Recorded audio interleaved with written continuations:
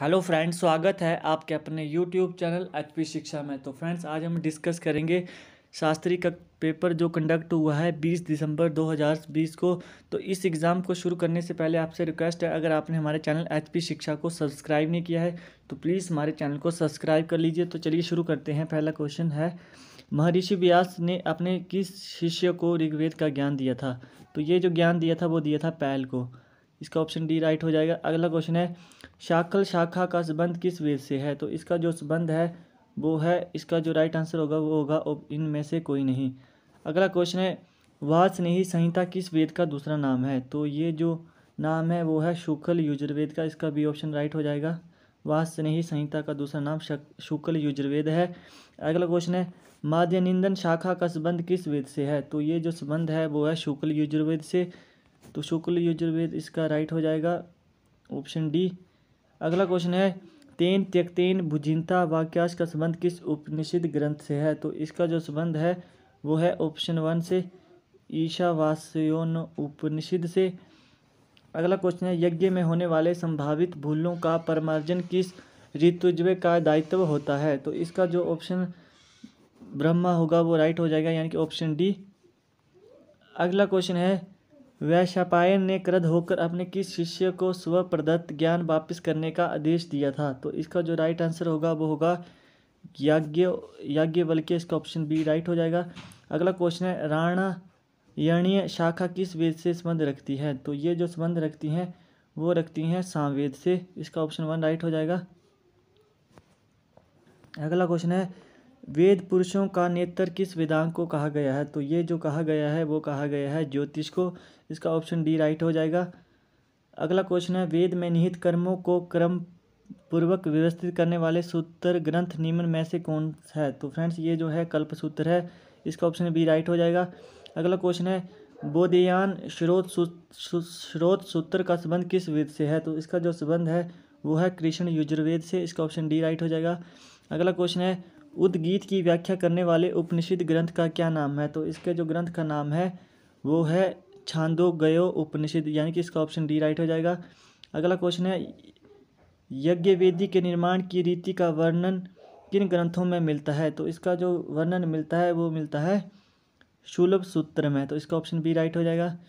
अगला क्वेश्चन है, मनुष्य और देवताओं के बीच मध्यस्थ की भूमिका निभाने वाले देव कौन है? तो ये है अग्नि। इसका ऑप्शन सी राइट हो जाएगा। अगला क्वेश्चन है, वेदों के कठिन शब्दों की व्याख्या करने वाले ग्रंथ निम्न में से कौन है? तो ये है निघंटु। इसका ऑप्शन 1 राइट हो जाएगा। अगला क्वेश्चन है, सत्यमेव जयते वाक्यांश का उल्लेख कहाँ से मिलता है? तो इसका जो उल्लेख मिलता है वो मिलता है मुंडको उपनिषद से। इसका ऑप्शन डी राइट हो जाएगा। अगला क्वेश्चन देखते हैं, निम्न में से कौन सा छंद सूत्र के प्रणेता थे? तो फ्रेंड्स, ये जो प्रणेता थे वो थे, इसका जो राइट आंसर होगा वो होगा पिंगल। तो इसका बी ऑप्शन राइट हो जाएगा। अगला क्वेश्चन है, एकम सद्वीपा बहुधा वदंती मंत्रांश का उल्लेख किस वेद में है? तो इसका जो उल्लेख है वो है ऋग्वेद में। इसका ऑप्शन बी राइट हो जाएगा। देवों के वैद्य किसे कहा गया है? तो ये जो कहा गया है वो कहा गया है अश्विनी कुमार। इसका ऑप्शन सी राइट हो जाएगा। अगला क्वेश्चन है, जायते असित आदि षड भाव विकारों का सिद्धांत किसने दिया है? तो ये जो सिद्धांत दिया है वो दिया है वार्ष्यायणी ने। इसका ऑप्शन 1 राइट हो जाएगा।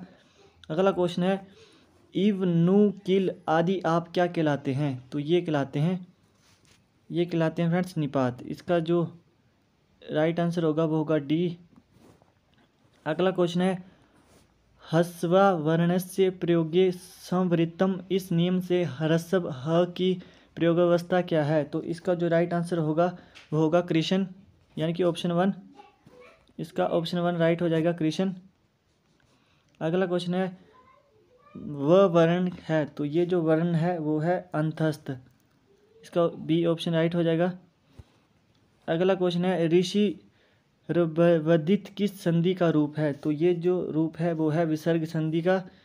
इसका जो राइट आंसर होगा वो होगा ऑप्शन नंबर सी। अगला क्वेश्चन है, वाच शब्द का सप्तमी विभक्ति के एक वचन के रूप में बनता है। तो ये जो बनता है इसको जो राइट आंसर होगा वो होगा इनमें से कोई नहीं। अगला क्वेश्चन है, पुत्र मध्यापेद भवान वाक्य में विधिलिंग का विधान किस अर्थ में किया गया है? तो ये जो किया गया है वो किया गया है निमंत्रण। इसका जो बी राइट आंसर हो जाएगा निमंत्रण।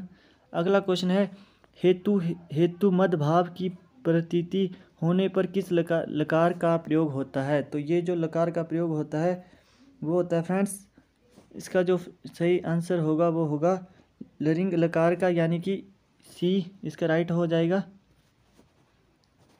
सॉरी फ्रेंड्स, इसका सी नहीं, इसका होगा डी लरिंग लकार, ये हो जाएगा डी ऑप्शन। अगला क्वेश्चन है, क्रिया की सिद्धि में प्रकृष्ट रूप से उपकारक को क्या कहते हैं? तो इसको जो कहते हैं वो कहते हैं कर्ण। इसका ऑप्शन डी राइट हो जाएगा।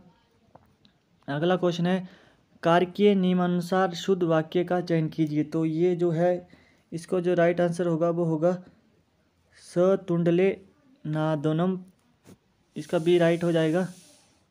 पचती, इसका बी राइट हो जाएगा। अगला क्वेश्चन है, कारकीय नियमानुसार शुद्ध वाक्य का चयन कीजिए। तो इसका जो राइट आंसर होगा वो होगा नरिप, इसका जो राइट आंसर होगा वो होगा ऑप्शन 1 नरिप शत्रुवे अभिक्रुद्यति। अगला क्वेश्चन देखते हैं 32। अगला क्वेश्चन है, उपकुंभम समस्त पद में कौन सा समास है? तो इसका जो राइट आंसर होगा वो होगा ऑप्शन 1 अव्ययभाव। अगला क्वेश्चन है, पंचपुली किस समास का समस्त पद है? तो ये जो पद है वो है द्विगु का, इसका ऑप्शन डी राइट हो जाएगा।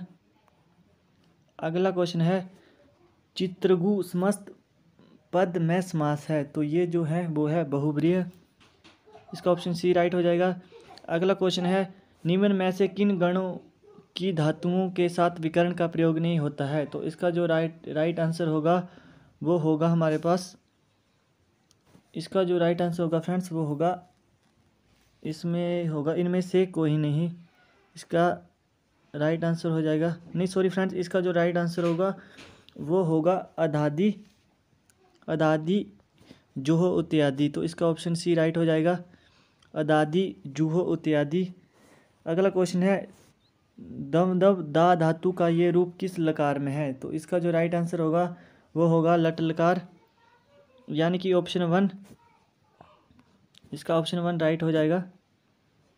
अगला क्वेश्चन है, इंजिम धातु रूप किस धातु से संबंध है? तो इसका जो संबंध है वो है फ्रेंड्स यज धातु से इसका संबंध है, यानी कि ऑप्शन सी।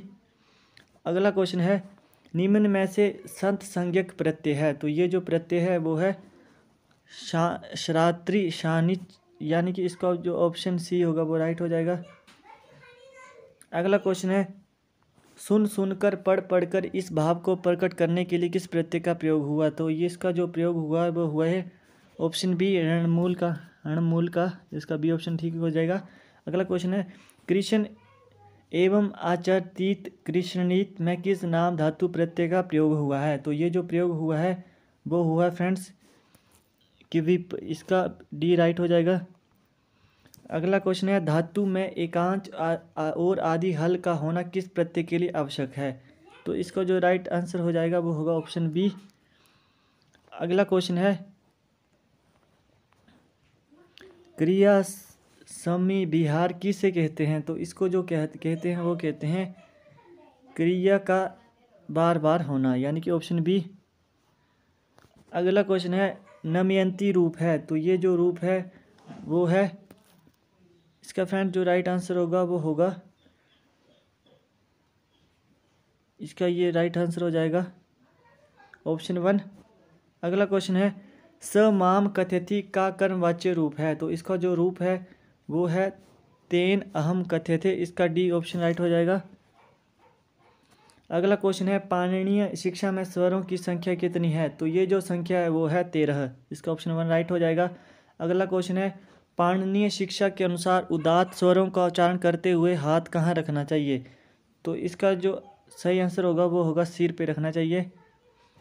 अगला क्वेश्चन है, मरण मेवा उपवर्ग किस दर्शन की मान्यता है? तो ये जो मान्यता है वो है चार्वाक की, ऑप्शन डी राइट हो जाएगा। अगला क्वेश्चन है, चार आर्य सत्य की अवधारणा किस दर्शन में मिलती है? ये अवधारणा जो मिलती है वो मिलती है बौद्ध दर्शन में। अगला क्वेश्चन है जैन धर्म के प्रथम तीर्थकार कौन थे? तो इसका जो राइट आंसर होगा वो होगा फ्रेंड्स हमारे पास, ये जो प्रथम तीर्थकार थे वो थे ऋषभदेव। इसका बी राइट आंसर हो जाएगा। यह तो अभ्युदयनी श्रेय सिद्धि सधर्म किस दर्शन का कथन है? तो ये कथन जो है वो है वैश्विक दर्शन का।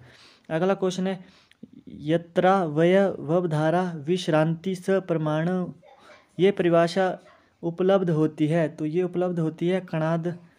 इसका जो सी राइट आंसर हो जाएगा कणाद गौतमीयम। अगला क्वेश्चन है गगनारविंदम सुरभि में कौन सा हेत्वाभास है? तो इसका जो राइट आंसर होगा वो होगा आश्रय सिद्धि। इसका ऑप्शन 1 राइट हो जाएगा। प्रमाण के द्वारा पदार्थों का निरूपण किस दर्शन में होता है? तो ये जो दर्शन होता है वो होता है न्याय दर्शन में। इसका ऑप्शन 1 राइट हो जाएगा। अगला क्वेश्चन है पंचव्ययम वाक्यों की अवतारणा किस दर्शन में हुई है? तो ये जो अवतारणा हुई है वो हुई है वैश्विक दर्शन में। अगला क्वेश्चन है दुख त्रया भी घाता जिज्ञासा का संबंध किस दर्शन से है? तो ये जो संबंध है वो है सांख्या से। ऑप्शन सी इसका राइट आंसर हो जाएगा। अगला क्वेश्चन है 3 गुणों की साम्य व्यवस्था क्या कहलाती है? तो ये जो कहलाती है वो कहलाती है प्रकृति। अगला क्वेश्चन है योग दर्शन के अनुसार शक्ति में रजत का ज्ञान क्या कहलाता है? तो ये कहलाता है फ्रेंड्स विपर्य। इसका ऑप्शन डी राइट हो जाएगा। अगला क्वेश्चन है किस दर्शन में कर्म की महिमा का प्रतिपादन किया गया है? तो ये जो प्रतिपादन किया गया है वो किया गया है मीमांसा दर्शन में। इसका बी ऑप्शन राइट है मीमांसा दर्शन में। वेदांत सार के अनुसार तितिक्षा का अर्थ है? तो इसका जो अर्थ है वो है शीतोष्ण आदि द्वंद्वों को सहन करना। अगला क्वेश्चन है पंचकरण का सिद्धांत किस दर्शन से संबंध रखता है? तो ये जो संबंध रखता है वो रखता है वेदांत दर्शन से। इसका बी ऑप्शन राइट है। अगला क्वेश्चन है निम्न में से किसकी गणना अनुबंध चतुष्टय में नहीं होती? तो इसकी जो गणना चतुष्ट नहीं होती है वो होती है सामवन्य में। इसका ऑप्शन 1 राइट हो जाएगा। अगला क्वेश्चन देखते हैं। अगला क्वेश्चन है निम्न में से किसकी गणना महापुराणों में नहीं होती है? तो ये जो गणना नहीं होती है वो होती है, इसका जो राइट आंसर होगा वो होगा 63 का आदित्य पुराण में। इसका डी राइट हो जाएगा। अगला क्वेश्चन है निम्न में से कौन सा कांड रामायण में नहीं है? तो जो ये कांड जो रामायण में नहीं है वो है शबरी कांड। अगला क्वेश्चन है कनौज वध की घटना किस नदी के तट में हुई थी? तो जो ये घटना हुई थी वो हुई थी तमसा नदी के तट पर हुई थी। अगला क्वेश्चन है रामायण के अनुसार दशरथ के पुत्रेष्टि यज्ञ में पुरोहित कौन था? तो ये जो पुरोहित थे वो थे ऋषि। इसका जो राइट आंसर होगा वो होगा ऋषि श्रृंग जो हो गए, ये ऋषि श्रृंग जो हो गए। ऑप्शन डी ये राइट हो जाएगा। निम्न में से कौन सा पर्व महाभारत में नहीं है? तो इसका जो राइट आंसर होगा वो होगा किंचक पर्व, यानी कि ऑप्शन डी। अगला क्वेश्चन देखते हैं। अगला क्वेश्चन है पांडव पुत्रों के वध की घटना किस पर्व में वर्णित है? तो इसका जो राइट आंसर होगा वो होगा सौप्तिक वर्ण।